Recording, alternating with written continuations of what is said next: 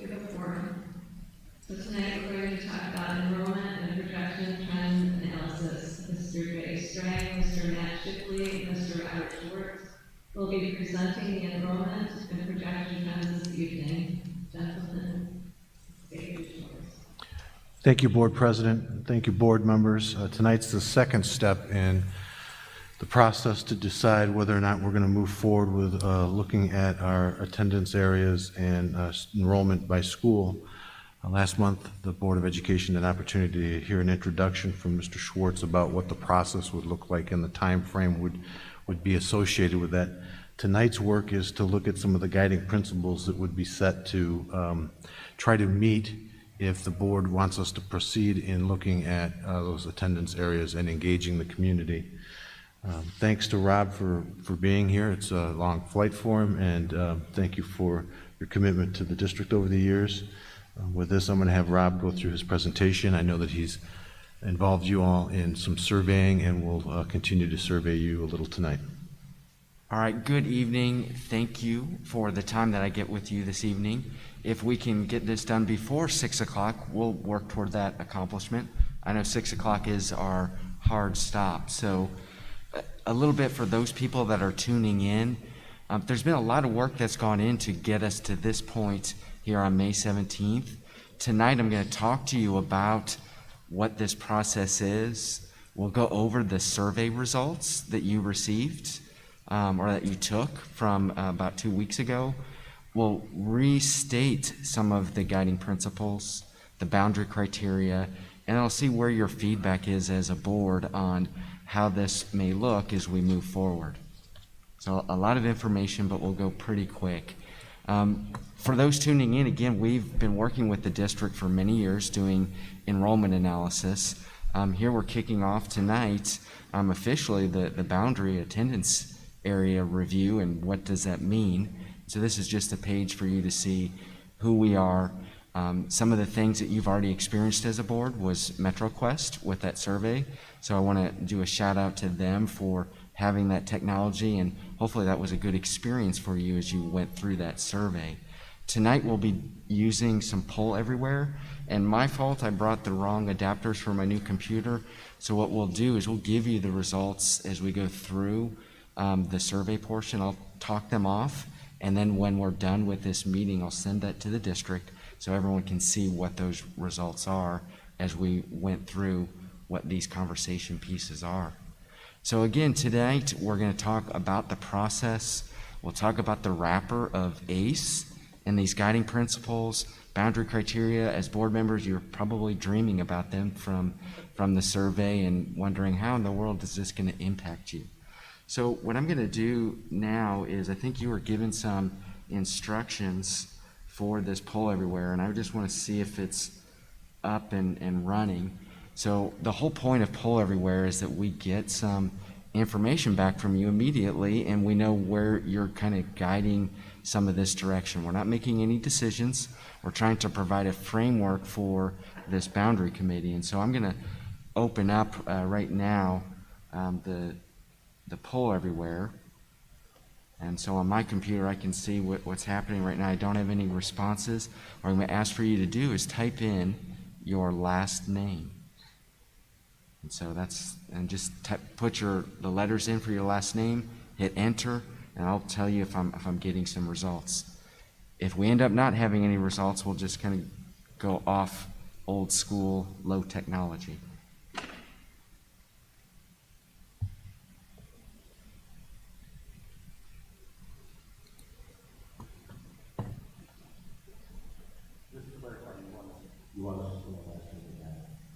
Correct.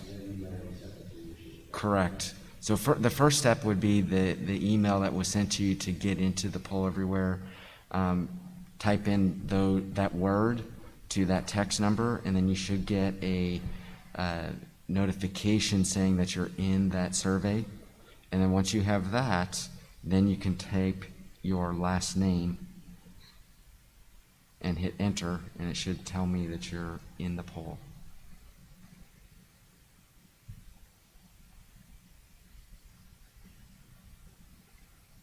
I'm getting an error message that says presenter not found. Yeah, same. That is not good. for the Is username. that correct? I show it's live. What I'm going to do is we'll just go low tech. I always can counter. So if we're having technical issues, which we are, and I'll work out with the district before our next meeting that we have with the group, just to be sure this technology works. Sometimes there's some snafus. So as you look up on the screen, here's the process in detail. And so you can see we have board meetings, and we've listed them off to the left. We've already met with you on the 12th. That's where we gave you the update of enrollments and what that meant. I see their last name came in, so someone got in. Grover got in. Yes, someone is technology savvy. But if you look at the process up here on the screen, there's a lot of different colors, and I briefly covered this at the last meeting on April 12th. The key things from this process. Tonight we're establishing those guiding principles and the boundary criteria so that we have a framework of understanding how we're beginning, you as the board, how you're directing it, and then when it comes back to you in 2021, here in December, we'll have an idea of something that looks similar to the framework that we're establishing tonight and that we started with the surveys. The green boxes represent the boundary committee. And I think, Jay, do you want to talk a little bit to that before we go on, or about who's going to be on the committee? Because I think that'll probably be something that... Historically, when we put the boundary committees together, we put an all call out to the entire community asking for individuals to volunteer. Typically, it's a hardworking committee that gets together, and we try and get representation across all of the different schools, and we try and find at least 2 representatives from every school. We'll ask the principal and individuals from the IPPC and some of our parent leadership groups to also nominate and select some folks so that we have a balance of voices across the district. In addition to our school community, we do reach out to some of our civic leaders and professionals across the community that maybe don't have kids in school anymore but have been really engaged in the community, and ask them to participate as well. So the committee can be, upwards around 55, 60, 65 people if we get a good attendance. And they would be meeting regularly. We've got space set up at Still Middle School to facilitate those workshops. All right, outstanding. Thanks, Jay. So you can see the process here, lots of different colors. Really the key box is when we get down to the orange, which is slated somewhere between November and December based on what those meetings might look like. Can we have in-person meetings? Do we have to do something similar to what you did with MetroQuest to get your feedback? Is there something that's a hybrid of that? Those dates that we have yet to slate for November and December, I think those are the most important because that's where we hear how this plan may look in the public's response to that. We still have time after those public meetings to make any changes that maybe or take us in a different direction. But that's the whole point of why we have this framework. This is much like how I remember when my children turned 16 and we gave them their driver's license. We set parameters on when they could drive, who could drive with them, how long they could drive, right? So with these guiding principles, these boundary criteria, we're kind of setting, here's the direction that we get to go, and how does that look as we work through the committee and hear from the public. So that's in general the process. Each of the roles that people have, so again, setting some expectations of what each of us need to do, that's outlined here on this page. All the colors go back to that process so you can fully understand how we work through all of this process starting tonight through 2022. We do wrap this entire process with this ACE concept, and I think this is important for everyone that's looking in on this, because we understand these 3 pillars will happen regardless of how we talk about boundaries. We have to have an understanding of what the academic programming is like in each of these buildings. We have to understand that there's different cultures in these buildings that get into the traditions and expectations that people have in each of these buildings may be a little bit different. And then we have the reality of economics. how does the budget drive what this end outcome could look like? So this ACE concept is always wrapped around, regardless of how we define the guiding principles or the prioritized boundary criteria.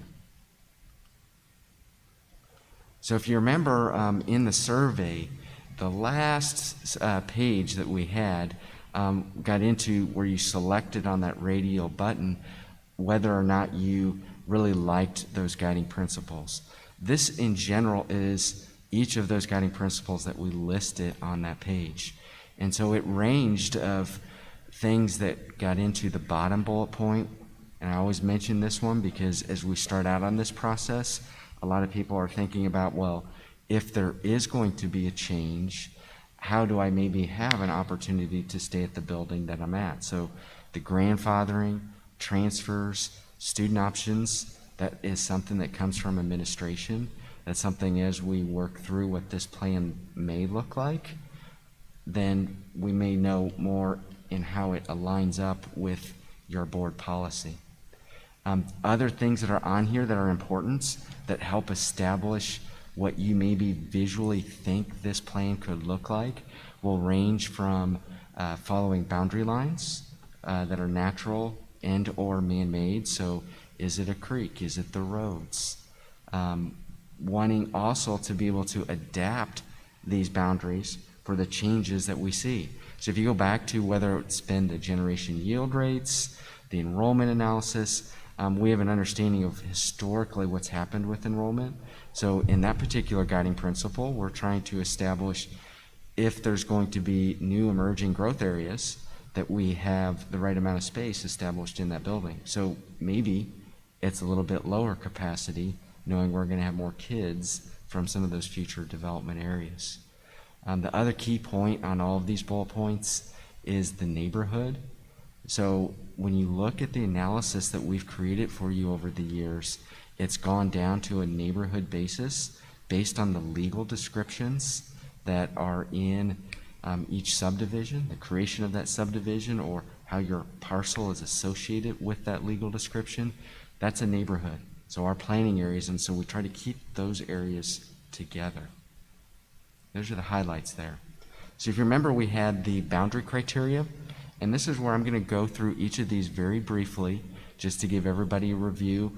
Hopefully that MetroQuest survey was detailed enough that you could follow through and it was understandable for each of these criteria. We have 10 criteria that we typically look at when we're doing an attendance area change.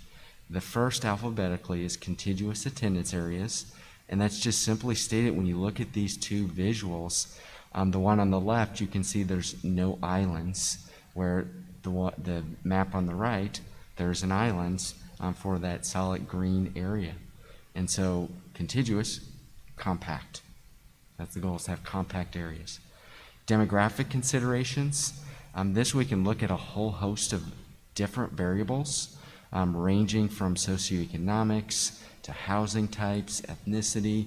And so the goal here would be that we try to balance what that student experience might look like regardless of the school that they attend. Duration of boundaries, just as the name illustrates, try to have the boundary last for as long as it can. Ideally forever is what I as a parent would have as an expectation. Feeder system considerations. So we have a complete feeder or we have an incomplete feeder. Currently we have an incomplete feeder, so that's something that everyone's familiar with.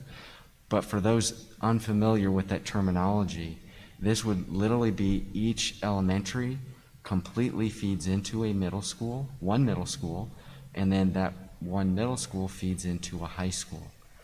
Ideally, the goal would be to have a complete feeder. That makes it an easier transition as you go from elementary to middle school to high school. Fiscal consideration capital. The goal of this is that we wouldn't create a plan that would add to your brick and mortar.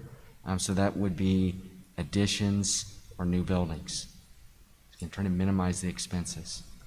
Another way that we look at the fiscal consideration is through operations, and that would get into the staffing specifically with teachers. We wouldn't want to have a plan that would increase what your expenditures are allotted for next year or the following year for how you staff these buildings. What that doesn't mean is there could be a building that gets more staff, but another building may have less staff based on what the enrollment is. So it's maybe a reallocation, but we're not spending more dollars with the plan. Neighborhoods intact. With this visual, what we tried to illustrate to you is the green line represents the planning area or the neighborhood. What we're not going to do to keep neighborhoods intact, with that red line, we're not just going to arbitrarily go down the back of property lines or a street to split that smaller planning area. Another note that I wanted to make about this visual is you can see the top green line. Let's see if you see where my pointer is. You can see that follows parcel lines, but you can see that there's a parcel here is in a different legal description versus the other. What I wanted to point out is the roads between the major arterial roads, we're going to have places where a planning area, a subdivision breaks, and you may not know that you've actually changed subdivisions, but we know based on the legal description of those properties. So again, the goal here is that we would have each of these planning areas completely feeding into one elementary, one middle school, one high school. Projected enrollment, building utilization. Again, this is taken from your enrollment analysis for the visual that you see up here. The goal here would be that we would have the right number of students in the building based on the capacity of that building. So ideally trying to be in that 75% utilization, maybe even up to 85%, depending on the type of boundary. So having the right number of kids with the capacity. And the capacity that we've been showing is what I would call a functional or educational capacity. So that's how the programs are operating in those buildings. So again, trying to match up with how you're utilizing those buildings with the right space. Anything you want to say about capacity, Jay? No. Okay. Students impacted by a boundary change. Here, with the data that we collect from the school district, we know with a boundary change the number of students that could be impacted with whatever options we create. And so the goal here is that we would minimize the number of students that would be impacted by that boundary change. That could be done several different ways. One, as we're visually showing you in this chart, where we can see, just again as an example, kids that are being moved. So if you're looking in on this and you're like, oh my gosh, Brooks is 147, this is just an example. Physically, the number of kids that are moved. Well, you could start to minimize the boundary change by, let's say, a phasing in of when the boundary change occurs. So you could further reduce the total number, and for the example of Brooks of 147, if we're able to say, hey, the fifth grade can remain there, well, 26 fewer kids could be impacted. So again, the goal here is that we minimize the number of students that would be impacted. The last criteria is transportation. And so this one will look at a lot of different things, and it won't be so detailed in these options where we know the exact bus routes and the exact kids that would be on those routes. But we'd use the tools that we have available, working with the district to try to make sure that we're not increasing the number of routes, we're not increasing the amount of time that student would be on the bus to and from school, or some of the things related to trying to make it more walkable for students, or their ability to be on a bike, or to not overload the streets. Like for instance, sending people from the north side down all the way to the southern elementaries, or from the south up to the north. So again, recognizing we do have some limitations on the infrastructure for transportation that may come into play on how we would look at your boundaries.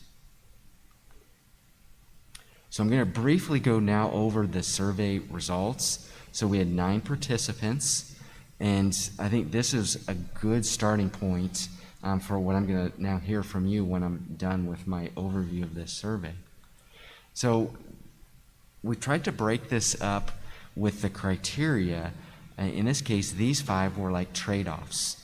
So when we looked at contiguous attendance areas versus non-contiguous attendance areas, where do you fit in the perspective of, can it be non-contiguous or contiguous? So how do you fit into it being neutral or positively more towards one direction or the other?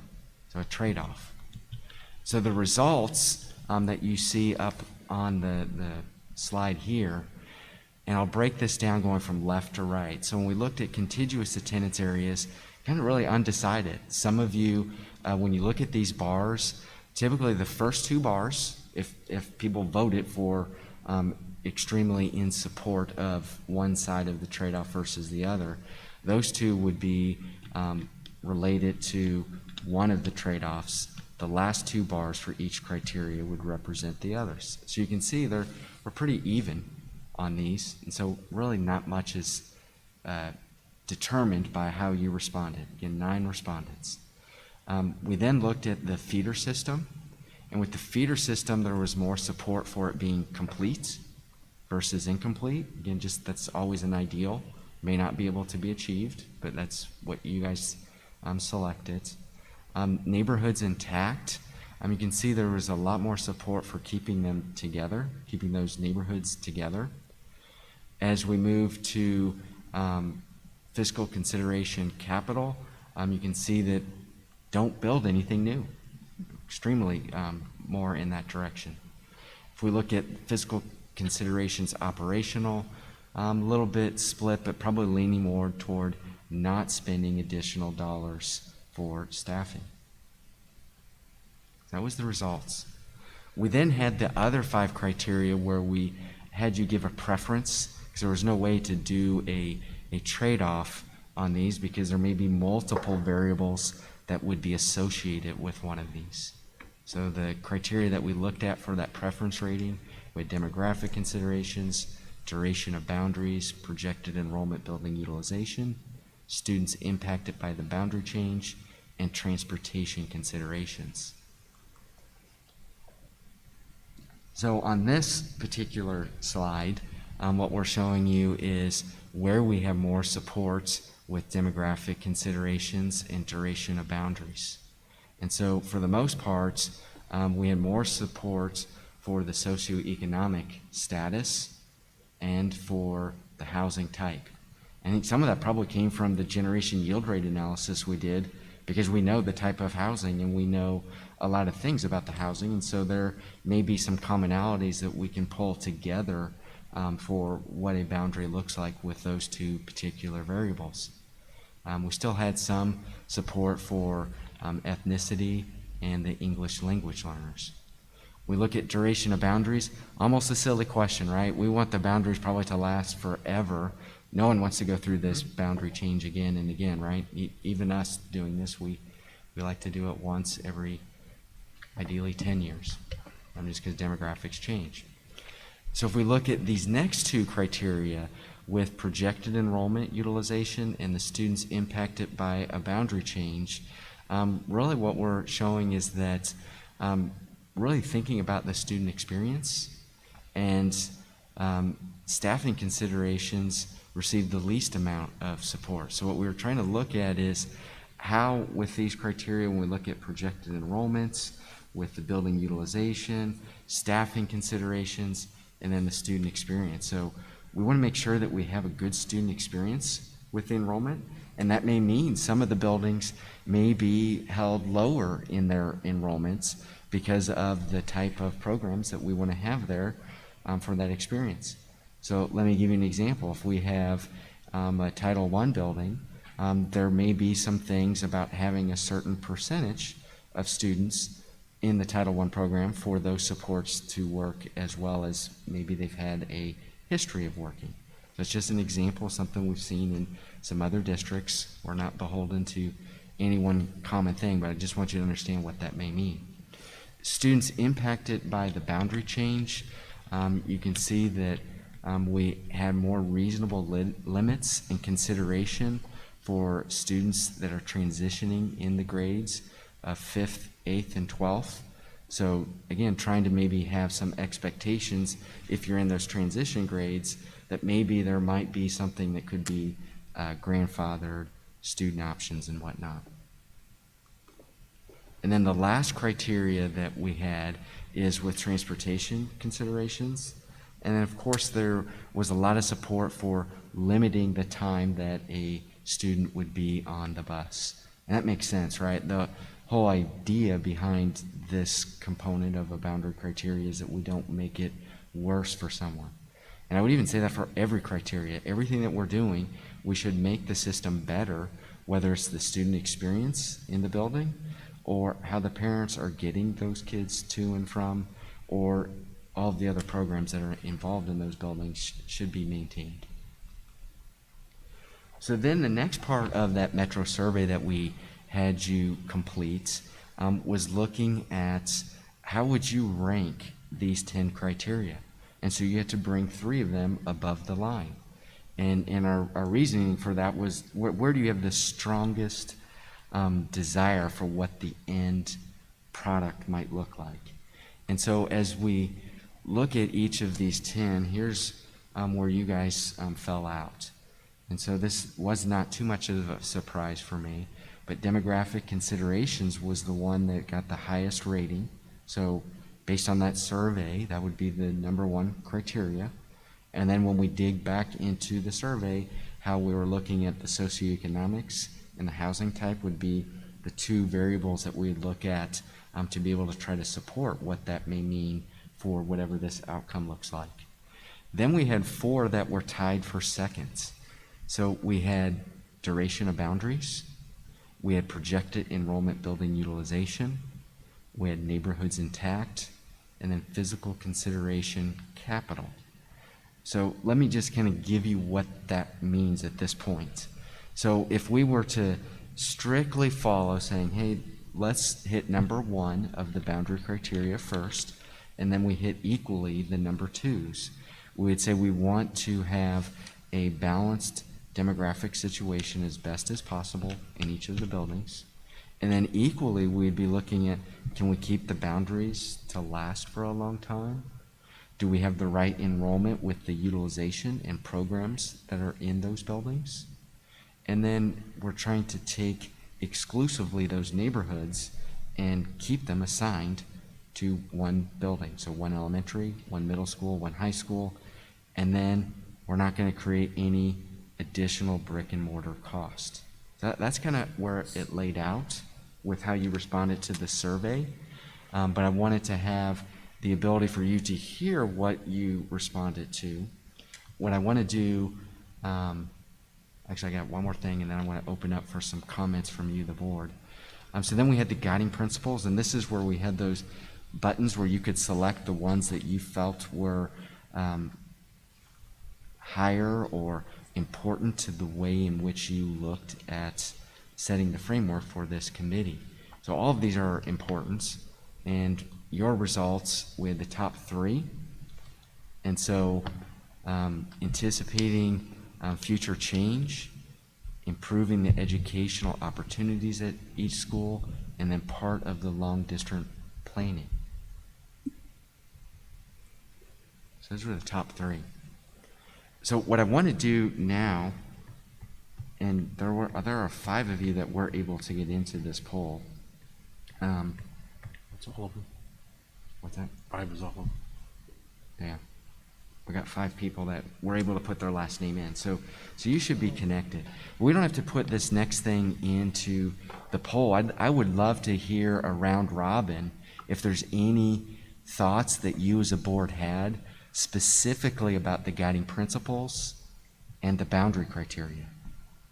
I don't know if we just want to start from the left to the right or how that works, just so that we can hear maybe what your thoughts were as you read it through the survey, how I discussed it this evening. What are you thinking about those 2 items? Do we cover what needed to be covered, or are there other things that you think need more discussion? So you want each one of us to provide some input right now? If you're able to, if you're open to doing that.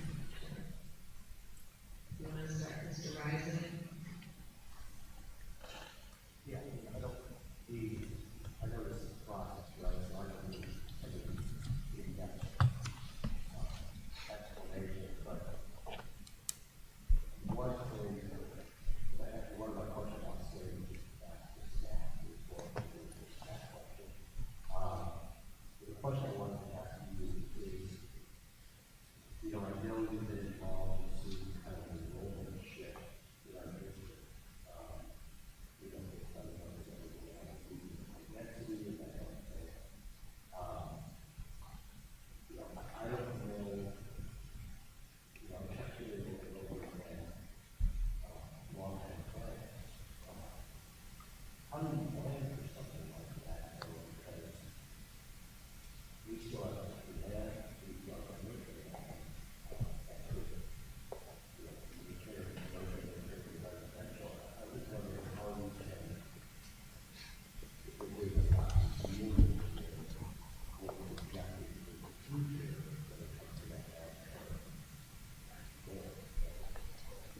absolutely. The short answer is in the analysis that we've done for your district, particularly with the projections, we're looking at what I would call a subdivision life cycle. So we know there's changes that have been happening, and so then we're forecasting, here's what those changes are. The thing that we're limited by, and maybe as we now have more census data that's becoming more readily available, truly looking at some of the community changes and how does that relate to what we've seen with data that we have specifically about students. So again, it's just a best guess statistical way of trying to look at, we know an area is going to change, either have more kids or less kids and different type of kids, and how do we maybe try to balance that out so that we don't have to make some changes that are, let's say, in 2 years or 3 years. Server.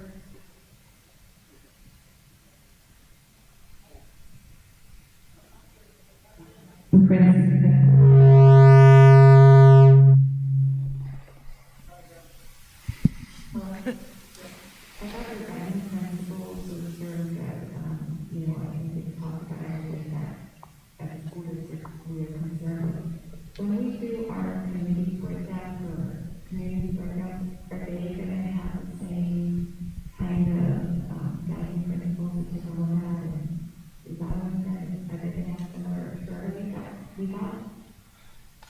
We could do one of two things, and this could be driven by administration or you as the board. Am I back on? Two ways that we could do this. One is you've set the guiding principles and boundary criteria as of tonight based on the survey and then your feedback that we're receiving tonight. That's one option. A second option is we could provide that similar survey to the community and see what their results are, and then you as a board could see that, you can see how you are, and then as we're in the process, if there's something that's dramatically different, you would have the opportunity to say, hey, I want to make sure that we hone in this way or this way. And the next question is probably not fair, but is there software, if we use different criteria as we want to, that it changes the algorithm and stuff it for you? Yeah, good question. So the way we set it up for you is you were, first with all the criteria, you made your judgments, your decisions for each of the criteria. When we got to what you brought up as your number one, number two, number three, you literally, until you actually cast your vote, you could choose the three, and as you rolled over, and you're like, oh man, I didn't want projected enrollment building utilization to be number two, I wanted it to be number one. You could go back and select it, and it's only going to take one time.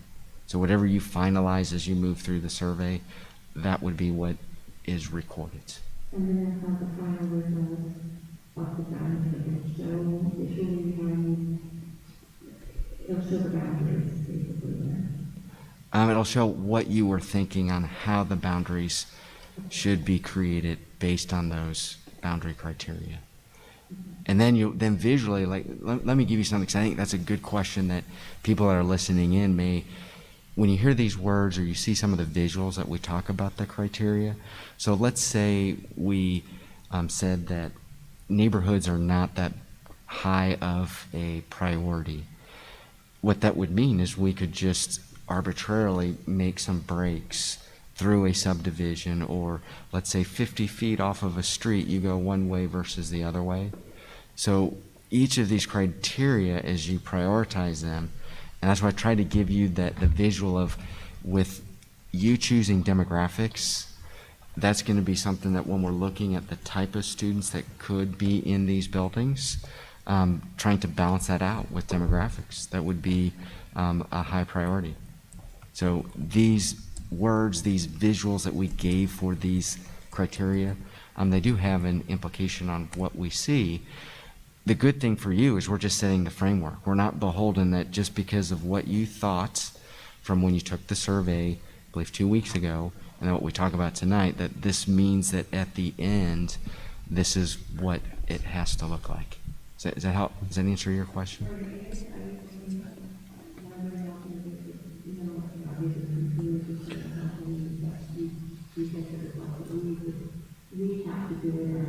That's right. We have to, Yeah, there's no artificial intelligence where you program what your priorities are and it draws your boundaries. It's a very labor-intensive process that engages a lot of folks, and you physically have to go in and say, if we move this area to this area, what does it do to school A and B?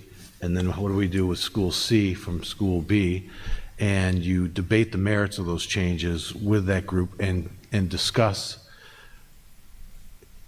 through a process, did we meet the guiding principles in the elementary boundaries, the middle school boundaries, the high school boundaries?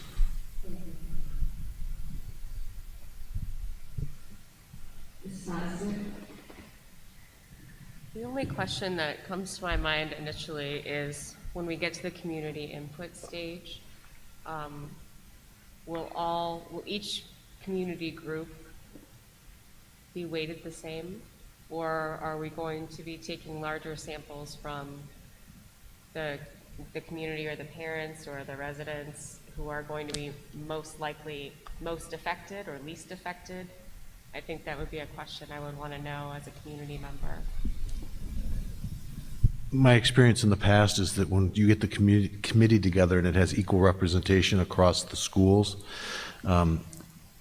every scenario that you come up with, you have folks who are pleased with it or not.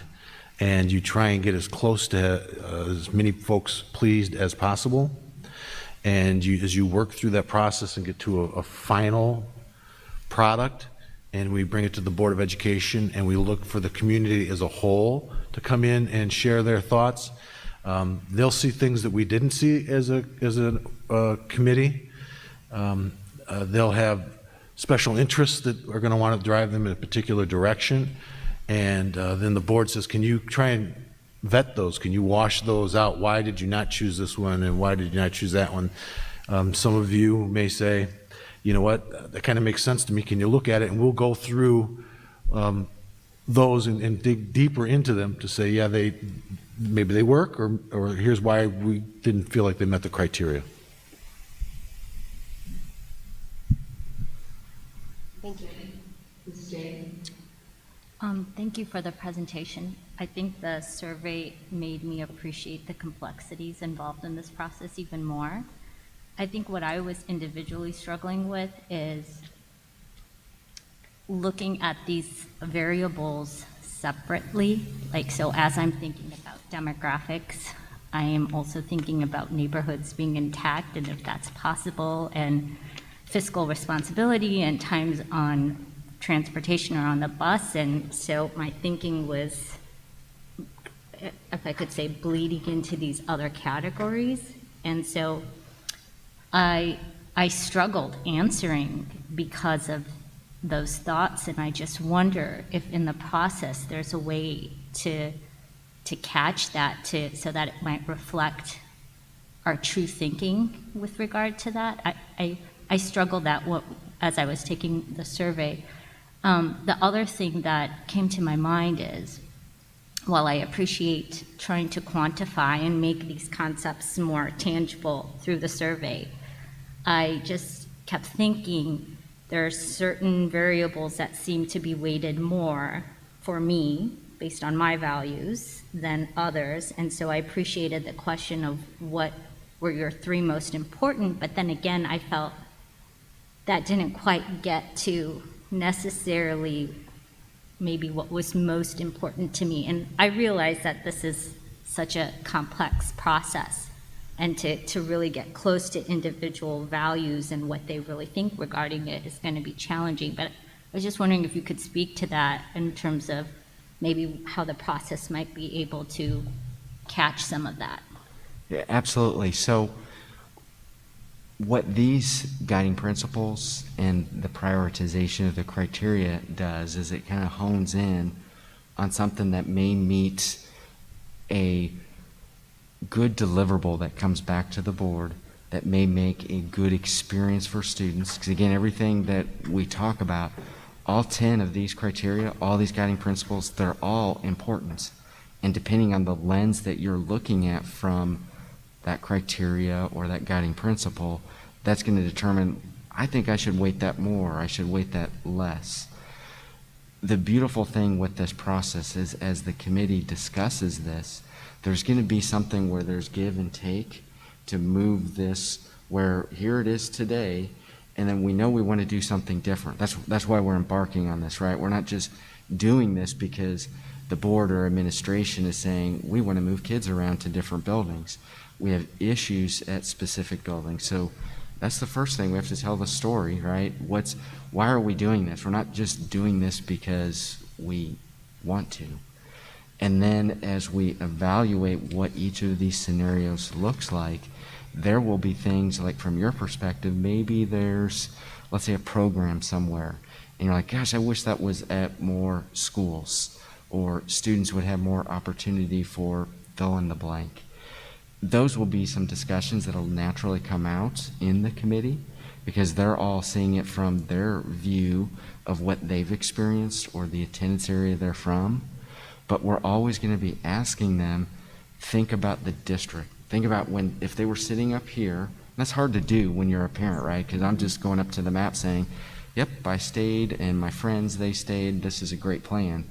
Most people, that's how they're going to feel about it. But with the administrators that are involved in this, the expertise that we have, definitely the experience that the community that will be on the committee, that they bring into it, we'll get into some of those really difficult conversations. And sometimes there's not a right answer. It may be something the way we define consensus. Can I live with what this means? And live with it, not that it's bad that you're living with it, living with that it's either as good or better than what our situation is today. Does that help answer? Yeah, Sure. thank you. Thank you. I had one of my questions was the one that Ms. Grover asked second, so that was answered. Can you give me an idea, and I don't know since I came in late whether you discussed this already, but can you share what length of time are we talking about, the process working for us to be able to, before we start, is it anticipated before we have sort of a resolution? Any ideas or suggestions on how that might go? All right, good. So Jay was telling me to repeat the question. So I think what I heard you say is, when will we know what a plan possibly could look like? Exactly. I'm sorry. Yes. And that's a great question because I should have started out the whole presentation. I do not know what the boundary plan looks like. I know the board, you don't. Administration doesn't either. That's why we're having these conversations. But if we go back to the process that we've outlined here, really by the time we get to November of this year, that's when we're planning to share what these options may look like for the public to provide some constructive feedback. What that process looks like in November, December, we'll see. Hopefully I'm not having to wear a mask because I need to get a straw and just start drinking. But yeah, that's when we're actually going to know what that may look like, and then there'll be some changes. And that's why we spent so much time with you all on the survey, giving you a hard copy of this and then talking about it tonight, because where you don't know where this may lead, and there may be caution to the board member to your right. Gosh, if I choose this, I don't know what this is going to mean as we look at this. Well, what you've chosen to this point with the Metro survey, there's nothing in there that makes me go, oh my gosh, we're going to have a terrible plan at the end. We're just going to have some really good conversation with the committee, and then I hope with the community in what this means, because they're the ones, their kids, they're going to be impacted by this, right? So we want to make sure that how we're doing this, we get it right, so we're not having to come back in 2 years, 3 years, or even 5 years. We've kind of made room for whatever the different parameters are on how we look at what that activity is in each of the buildings.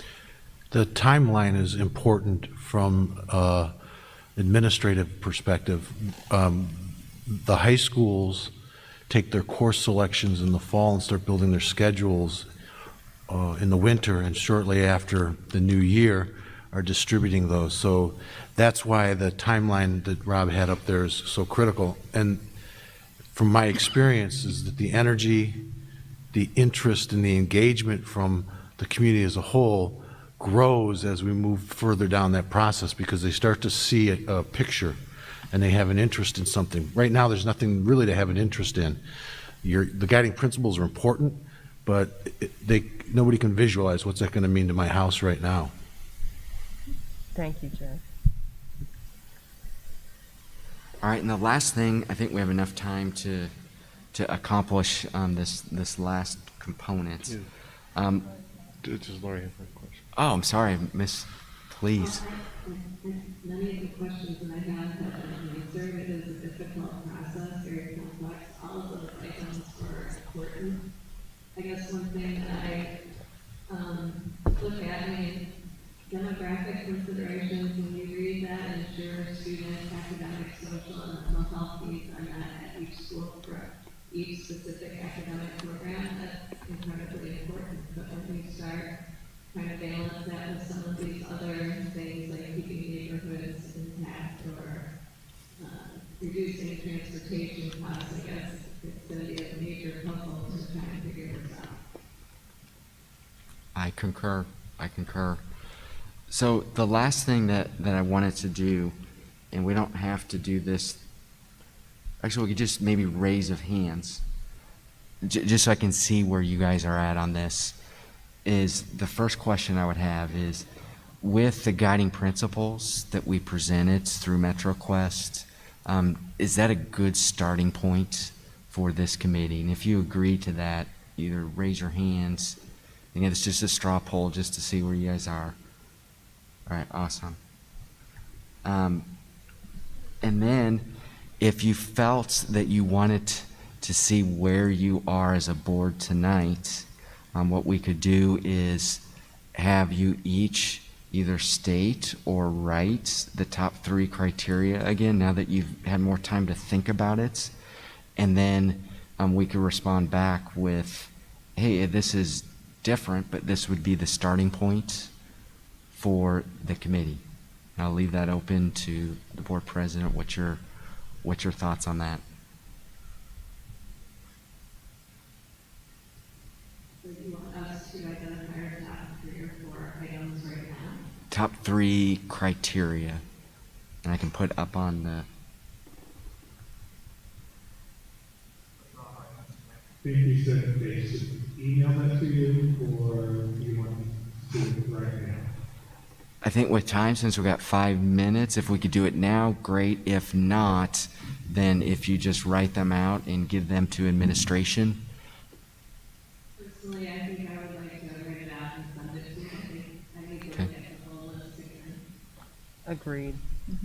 Perfect. That's very workable. If you board members send them to me, I'll make sure that Rob gets them. You've all got my email address.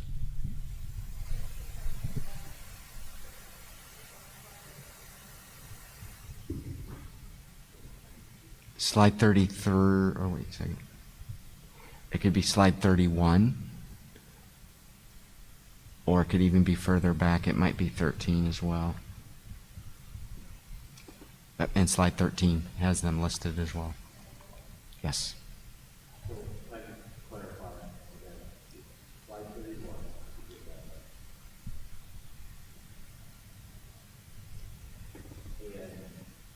And the preceding slide after that, 32, is where we initially landed, correct? Or did you access the first one, correct? Correct. Okay. So you want to just access again what our top 3 is. Correct.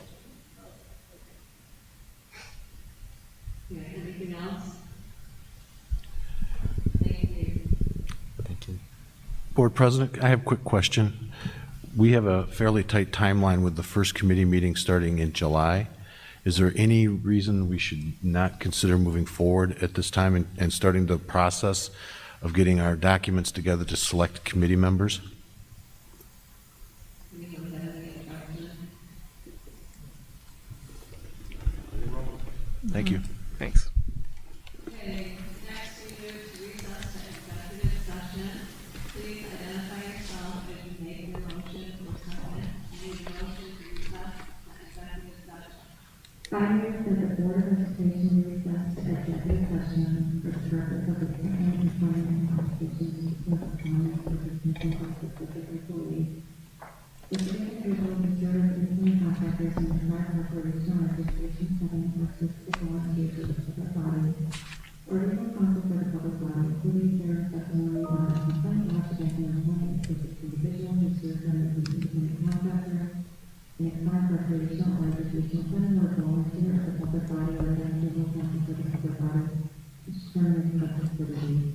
However, needing to consider an increase in compensation to specific employee of the public body that is subject to local government laws, increase and transfer may not be closed and subject to the public and posted and held in accordance with this act.